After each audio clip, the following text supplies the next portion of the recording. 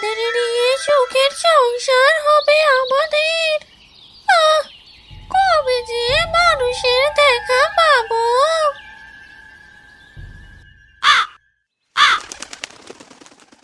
বাচ্চা সুমন, রান্না করতে গিয়ে দেখি যে রান্না করার মতো কোনো শুকনো কাঠ নেই। আমি এক কাজ করি, জঙ্গলে গিয়ে কিছু শুকনো কাঠ নিয়ে আসি, নয়তো আজকে না খেয়েই থাকতে হবে। তোমার জঙ্গলে যাওয়া ঠিক হবে না, এখন সন্ধ্যা হয়েছে, না জানি কখন কোন অঘটন ঘটে যায়। তুমিও তো বুড়ি হয়েছ ঠাকুমা, এই সময় যাওয়া বিপজ্জনক। তুমি বরং থাকো, আমি গিয়ে কোনো একটা ব্যবস্থা করি, কেমন? তুই যাবি বলছিস? যা তবে, শোন, সাবধানে যাস। শুনেছি ওই জঙ্গলে নাকি পেতনিদের বাস। ওসব নিয়ে তুমি চিন্তা করো না তো, তুমি সাবধানে থেকো। এখনো সন্ধ্যা নামেনি, আমি তাড়াতাড়ি ফিরে আসব, কেমন?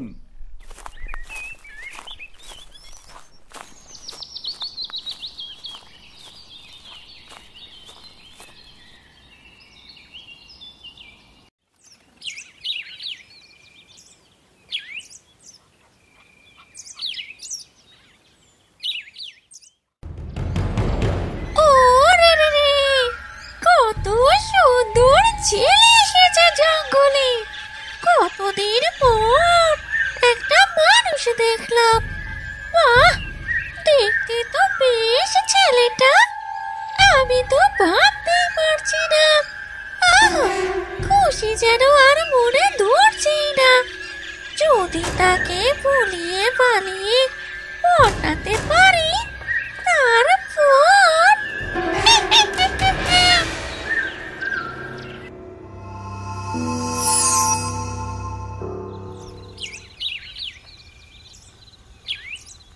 এই ভর সন্ধ্যাবেলা আপনি জঙ্গলে কি করছেন? আরে, এভাবে পেছন থেকে এসে কেউ কথা বলে? আমি তো ভয় পেয়েছি। সে যাই হোক, আমি ওখানে শুকনো কাঠ কুড়াতে এসেছি। আপনি কে? আর এই সময় এখানে কি করছেন? আমি হলাম রূপা, আর আমি এখানেই থাকি। এখানে থাকেন মানে? এই জঙ্গলে থাকা যায় নাকি? আর আপনি এখানেই বা থাকবেন কেন? আমার তো থাকার মতো আর কোনো জায়গা নেই, আর না আছে বাবা মা। কোথায় বা যাব বলুন? কাকার বাড়িতে থাকতাম, কিন্তু তারাও আমাকে বের করে দিয়েছিল। তখন থেকে আমি এখানেই থাকি। সে কি? এখানে থাকা তো বিপজ্জনক। আপনি কারো সাহায্য চাননি? আমি এখানে নতুন, কিছুই চিনি না। কোথায় বা যাব, কার কাছে এবার সাহায্য চাইব, আর আমাকেই বা কে সাহায্য করবে? আপনি একজন মেয়ে হয়ে এখানে থাকবেন? আপনি এক কাজ করুন, আপনি আমার সাথে আমাদের বাড়িতে চলুন।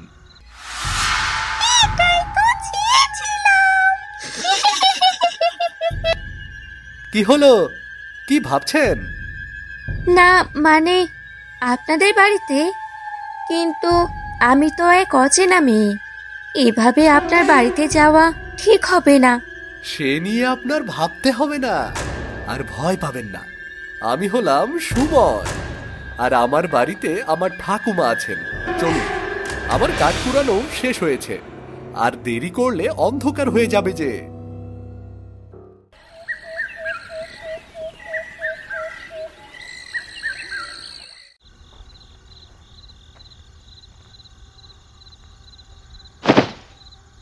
কে রে সুমন, এই মেয়েটা আবার কে?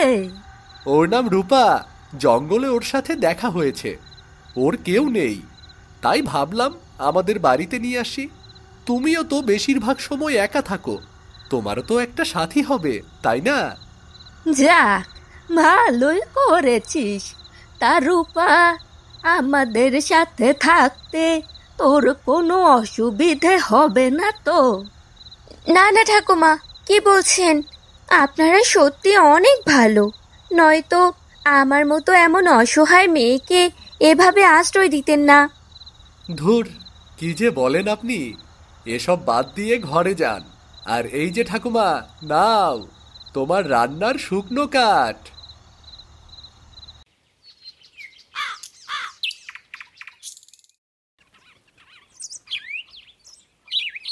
রূপা মেয়েটাকে তোর কাছে কেমন লাগে রে সুমন? মেয়েটা ভারী মিষ্টি গো ঠাকুমা, বড্ড ভালো। ওই যে তোমাকে কোনো কাজ করতে দেয় না, তোমার কত খেয়াল রাখে ও। আমি ভাবছি কি জানিস, রূপাকে আমাদের ঘরের বউ বানাবো। কি বলছো ঠাকুমা? আমি তো কিছুই বুঝতে পারছি না। শোন, তোর তো বিয়ের বয়স হয়েছে, আর রূপাকে তোর সাথে মানাবে ভালো। আমি চাই মেয়েটা এখানেই থাকুক। কিন্তু ঠাকুমা, রূপা কি আমাকে বিয়ে করতে রাজি হবে? সে না হয় আমি দেখছি। রূপা, ও রূপা, শুনছিস? একেবারে এদিকটায় আয় দেখিনি। হ্যাঁ ঠাকুমা, বলো। দেখ রূপা, তোরও তো বিয়ের বয়স হয়েছে, আর সুমনেরও।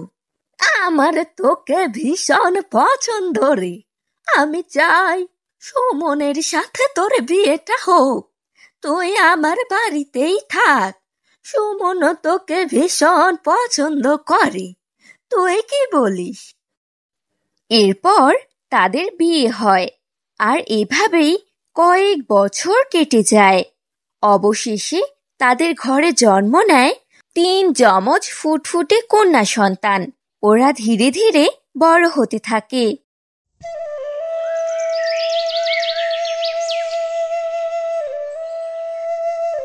এর আগে আমি কখনো এমন সন্তান দেখিনি রে, যাদের চুল এমন আর কান আকারে বড়। ধুর ঠাকুমা, ও কিছু না, ওরা বড় হলে ওদের কান এমনি ঠিক হয়ে যাবে।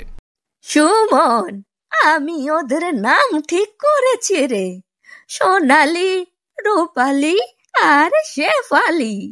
খুব সুন্দর হয়েছে ঠাকুমা, ওদের সাথে নামগুলো মানিয়েছে অনেক। সত্যি ঠাকুমা, ভীষণ সুন্দর মানিয়েছে নামগুলো। কিন্তু গায়ের লোকজন যে এদের 3 জনকে দেখে ভয় পায়, নানান কথা বলে বেড়ায়। আমার আর ভালো লাগে না এসব। ঠাকুমা, এখানে আমাদের কি বাই করার আছে? সৃষ্টিকর্তা যেমন বানিয়েছেন আমাদেরকে তো সেটাই মেনে নিতে হবে। কে জানে বাপু, কোথা থেকে এই মেয়েকে ধরে নিয়ে এসেছিস, যার ফল আজ এসব ভোগ করতে হচ্ছে।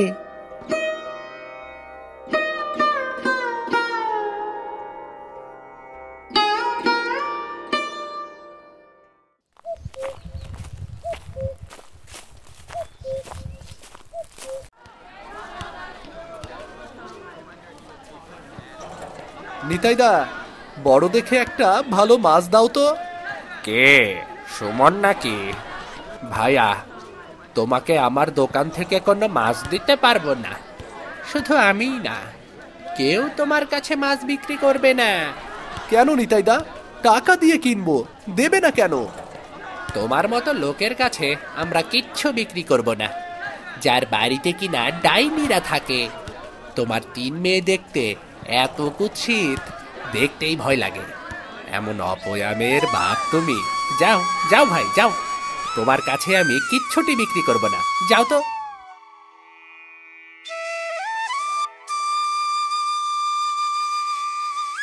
কি অপয়া জন্ম দিল রূপা, এদের জন্য যে আমাদের মান সম্মান সব শেষ।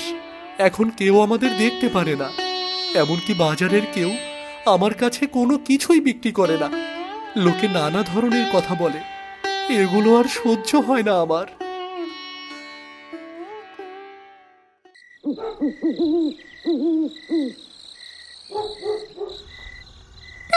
জানি এই অভিশাপের বোঝা কতদিন টানতে হয়।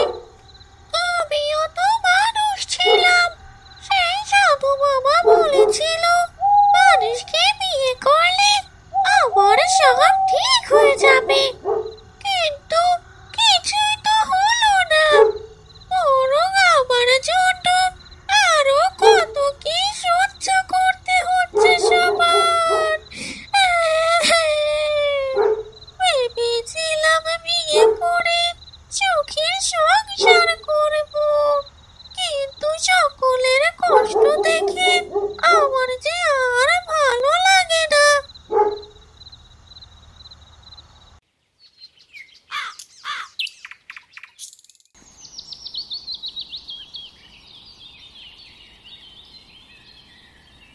দেখো দেখো, ওই যে যাচ্ছে তিন ডাইনি।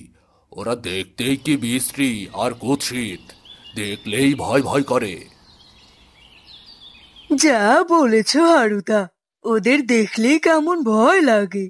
কানগুলো কত বড় বড়, আর চুলের কথা তো বাদই দিলাম। তাই তো ওদের সাথে কেউ মিশতে চায় না, যত সব। মা, আমরা যে রাস্তা দিয়েও হাঁটতে পারি না, লোকেরা আমাদেরকে দেখে যা তা কথা বলে। হ্যাঁ মা, কত বাজে বাজে কথা বলে, আমরা নাকি ডাইনি পিতনি। না, এভাবে আর চলতে দেয়া যায় না। আমাকে সেই সাধু বাবার কাছে যেতেই হবে, যার অভিশাপের কারণে আজ এই অবস্থা। শোন মা, আজ রাতে তোরা আমার সাথে যাবি।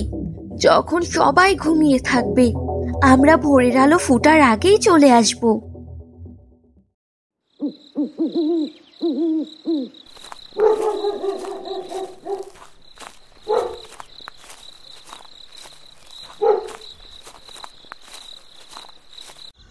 সাধু বাবা, আমার মেয়েদের আপনি ঠিক করে দিন।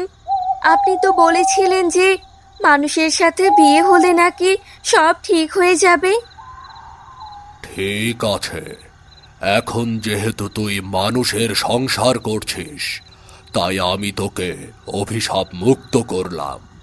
তুই এখন থেকে মানুষের রূপেই থাকবি, আর তোর তিন মেয়েও স্বাভাবিক জীবন কাটাবে। কেউ আর তাদের কিছুই বলবে না।